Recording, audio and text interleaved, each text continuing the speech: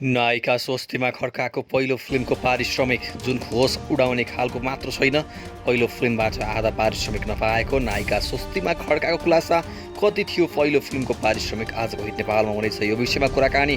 साथमा नायिका वर्षा शिवाकोटीको त्यस्तो तस्बिर जुन तस्बिरमा आएको भद्दा कमेन्टले उनले तस्बिर नै हटाउनु पर्यो, तर हामी तपाईँलाई त्यो तस्बिर देखाउँदैछौँ आजको हिट नेपालमा। यी दुई विषयमा कुराकानी हुनेछ। नमस्कार, तपाईँलाई हिट नेपालमा धेरै धेरै स्वागत छ। आजको हिट नेपालमा हामी तपाईँलाई विशेष गरी नेपाली फिल्मको गतिविधि ठप्प छ। नेपाली फिल्मका गतिविधिहरू लामो समयपछि सुनसान जस्तो देखिएका छन् 6 महिनादेखि, तर पनि कलाकारहरूको विभिन्न गतिविधि भने सामाजिक सञ्जालमा देखिएको छ। त्यसकै मध्येबाट दुईवटा विषयमा प्रस्तुत गर्दैछौँ। आज नै दर्शकबिन तपाईँलाई थाहा नै छ, नेपाली फिल्ममा अहिले नायिका स्वस्तिमा खड्काको डिमान्ड सर्वाधिक छ। नायिका स्वस्तिमा खड्काले दिपेन्द्र के खनालले निर्देशन गर्न लागेको चलचित्र चिसो मान्छे पनि साइन गरिसकेकी छन्।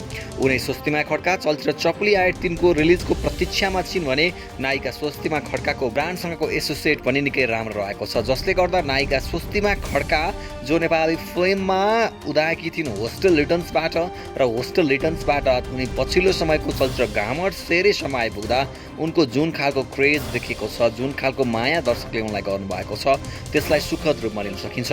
तर नेपाली फिल्मकी चर्चित नायिकाले आफ्नो पहिलो फिल्म होस्टेल रिटर्न्समा पाएको पारिश्रमिक भने तपाईँको होस उडाउने खालको छ।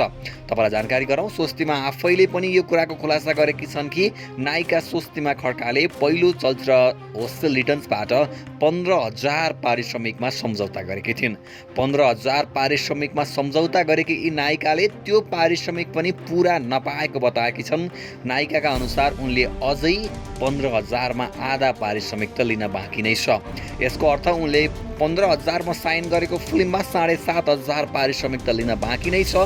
तर होस्टेल रिटर्न्सबाट आज स्वस्तिमा खड्का जहाँ पुगेकी छन्, उनलाई त्यो सिनेमाको सुरुवातबाट जुन करियरमा फलिफा भएको छ त्यसको भने सुखद नतिजा आजसम्म देखिएको छ। यसकारणले गर्दा पनि स्वस्तिमा आफूले पारिश्रमिक कम लिएको या त्यो बेलामा साइन गरेको पारिश्रमिक र आधा नपाउँदा पनि निर्मातासँग खासै आक्रोशित, अझ भनौँ निर्मातासँग उनको असन्तुष्टि छैन, किनकि उनले जुन माहौलमा काम गरिन्, जुन तरिकाले उनले आफ्नो पहिलो फिल्ममा डेब्यू गर्ने अवसर पाइन् चलचित्र होस्टेल रिटर्न्सबाट, त्यसले नायिका स्वस्तिमा खड्कालाई आजको दिनमा नेपाली फिल्मको सर्वाधिक प्रिय, सर्वाधिक चलेकी र सर्वाधिक बलेकी नायिका बनाएको छ।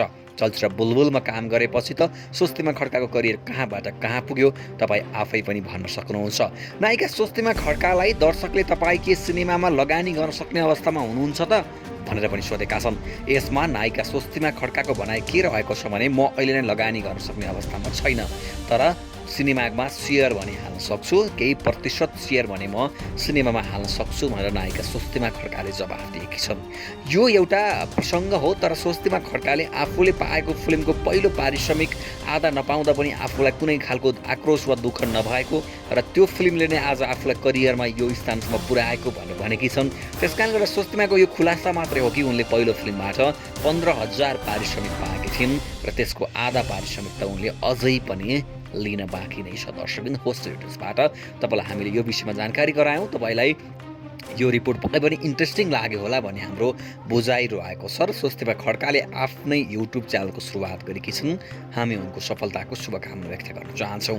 अब आउनुहोस् अर्को एउटा फोटोको बारेमा कुराकानी गरौँ। नायिका वर्षा शिवाकोटीको। नायिका वर्षा शिवाकोटीले सामाजिक सञ्जालमा फोटोहरू त दैनिक रूपमा पोस्ट गर्ने गरेकी छन्। तपाईँले हेर्नुभएकै होला, दैनिक रूपमा उनी कुनै न कुनै तस्बिरहरू पोस्ट गर्दै आइरहेकी छन् र वर्षा शिवाकोटी आफ्नो तस्बिर पोस्ट गर्नमा निकै सिपालु पनि छिन्, किनकि वर्षा शिवाकोटी पछिल्लो समयमा नेपाली फिल्ममा एकदमै राम्रैसँग चलिरहेकी नायिका पनि हुन्, जसले अभिनय गरेका सिनेमाहरूले व्यापारिक रूपमा ठिकठाक व्यापार गरे पनि उनले पछिल्लो समय विशेष लकडाउन अगाडि साइन गरेका फिल्महरूको लाइनअप हेर्ने हो भने चाहिँ निकै गजबको लाइनअप रहेको थियो। परदेशी 2 उनको हातमा थियो, त्यसै गरी उनले सुदूर भन्ने फिल्म साइन गर्ने कुरा थियो, त्यसपछि उनको हातमा ब्याक टु ब्याक फिल्म त थिए, तर वर्षा शिवाकोटी चलचित्रको छायाङ्कन हुँदाहुँदै लकडाउन भएको कारणले गर्दा रोकिनु परेको थियो र लकडाउनको बिचमा वर्षाले थुप्रै कामहरू गरिन्। त्यसमध्ये उनले आफूलाई फिट राख्नको लागि पनि दैनिक रूपमा काम गरेको देखिन्छ। दैनिक रूपमा वर्षा शिवाकोटीले जुन तरिकाको काम गरिरहेकी छन् त्यो काम हेर्दा उनी फिट एन्ड फाइन त छिन् नै,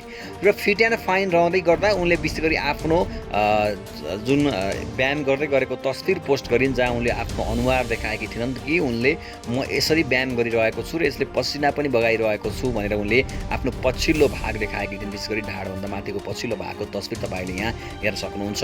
तर यो तस्बिरमा उनले विशेष गरी फेसबुकमा यति धेरै भद्दा कमेन्ट आयो, यति धेरै उनलाई यो फोटोमा नेगेटिभ प्रतिक्रिया आयो कि उनले यो फोटो अहिले फेसबुकबाट हटाएकी छन्।